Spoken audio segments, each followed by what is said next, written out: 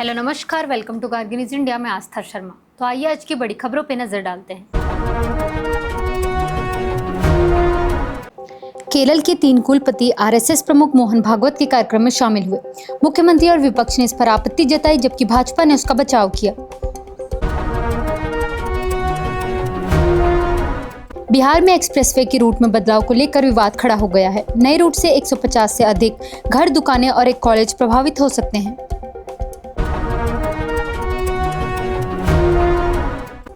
प्रधानमंत्री नरेंद्र मोदी और फ्रांसीसी राष्ट्रपति मैक्रो ने व्यापार, एआई और रणनीतिक सहयोग पर चर्चा की।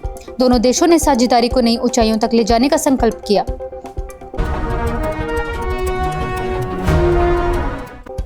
नीस में प्राइम मिनिस्टर मोदी ने कहा कि भारत अब वैश्विक तकनीकी समाधान प्रदान करने वाला देश बन चुका है।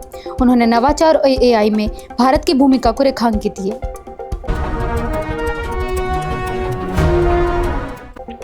भारत और फ्रांस ने इनोवेशन रोड मैप 2030 और आर्थिक सुरक्षा संवाद अपनाया। एआई सहयोग बढ़ाने के लिए संयुक्त कार्य समूह बनाने पर सहमति बनी। 6 नागा युवकों के शवों की पहचान हो गई है, लेकिन अभी परिजनों को नहीं सौंपे गए हैं। सरकार नागा संगठनों की मांगों पर विचार कर रही है।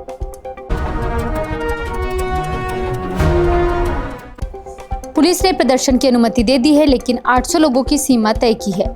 डीजे, रैली और यातायात बाधित करने पर रोक लगाई गई है।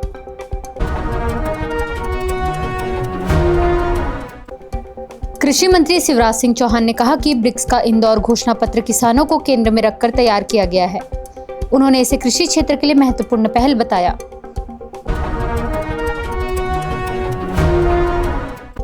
भारतीय मालवाहक जहाज विराट-1 इंजन खराबी के बाद ओमान तट के पास डूब गया। जहाज पर सवार सभी 14 भारतीय चालक दल के सदस्य सुरक्षित बचा लिए गए। दिल्ली में होने वाले पाइनएप्पल महोत्सव में जीआई टैग प्राप्त क्वीन पाइनएप्पल आकर्षण का केंद्र होगी। त्रिपुरा इसे वैश्विक पहचान दिलाने की कोशिश कर रहा है।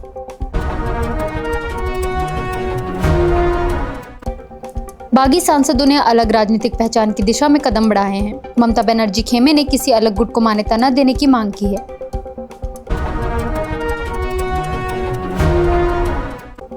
बीस बागी सांसदों ने nationalist citizen party of India में विलय की मांग की है। उन्होंने लोकसभा अध्यक्ष से अलग पहचान देने का अनुरोध किया है।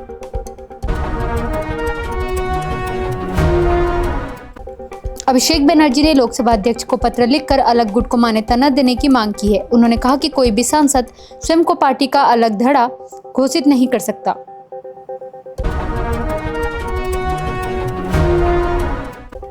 भारत और चीन हैंसांग से जुड़े कार्यों को यूनेस्को सूची में शामिल कराने के लिए संयुक्त नामांकन पर चर्चा कर रहे हैं। यह सांस्कृतिक सहयोग को मजबूत करने की दिशा में कदम माना जा रहा है।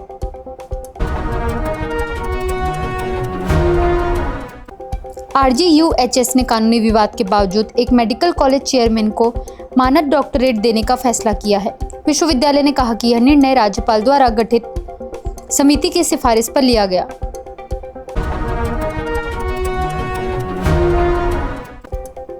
ब्रिटिश प्रधानमंत्री कियर स्टारमर ने 16 वर्ष से कम उम्र के बच्चों के लिए सोशल मीडिया पर प्रतिबंध की घोषणा की। सरकार का कहना है कि यह कदम बच्चों की ऑनलाइन सुरक्षा के लिए उठाया गया है।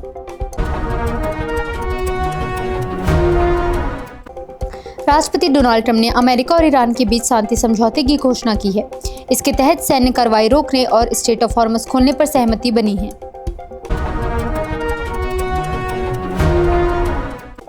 इजराइल ने कहा है कि वह लेबनान, सीरिया और गाजा में कब्जे वाले क्षेत्रों से पीछे नहीं हटेगा। रक्षा मंत्री ने इन क्षेत्रों में अनिश्चित काल तक मौजूद रहने की बात कही है।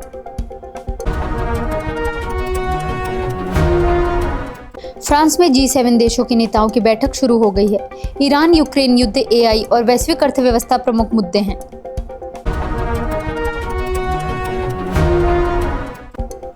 इजराइल ने कहा कि ट्रंप का समझौता इसे बाध्य नहीं कर सकता।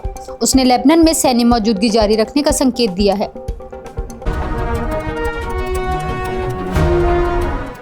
अमेरिका ईरान शांति समझौते की घोषणा के बाद वैश्विक तेल कीमतें 3 महीने के सबसे निचले स्तर पर पहुंच गई है। 19 जून को जिनेवा में समझौते पर हस्ताक्षर होने हैं, जिससे स्ट्रेट ऑफ हॉर्मस के फिर से खुलने की उम्मीद बढ़ी है।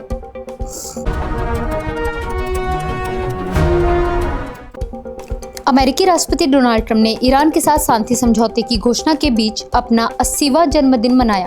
व्हाइट हाउस में आयोजित यूएफसी कार्यक्रम में ट्रंप और यूएफसी प्रमुख डैना व्हाइट ने साथ मौजूदगी दर्ज कराई, जबकि समर्थकों ने यूएसए यूएसए के नारे लगाए। ये थी आज की बड़ी खबरें। बने रहिए गार्गी न्यूज इंडिया के साथ। मैं आस्था शर्मा, धन्यवाद।